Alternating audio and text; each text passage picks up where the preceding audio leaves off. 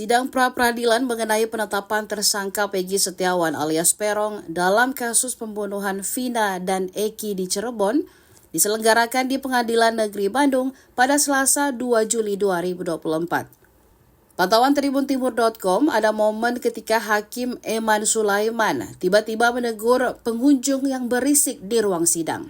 Ketegangan terjadi saat pihak Polda Jawa Barat membacakan jawaban mereka terkait gugatan pra-peradilan. Pengunjung yang tidak diketahui identitasnya sampai diusir Hakim Eman Sulaiman. Ia meminta masyarakat tersebut keluar jika tidak tenang di dalam ruang sidang. Diketahui, sidang pra-peradilan ini merupakan lanjutan dari permohonan Peggy Setiawan yang mengajukan gugatan terhadap penetapan dirinya sebagai tersangka atas kasus pembunuhan Vina dan Eki Cirebon.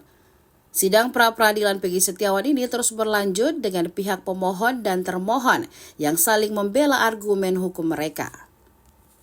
27 tahun, agama Islam, nomor induk kependudukan 320914290 Download Tribun X sekarang, menghadirkan lokal menjadi Indonesia.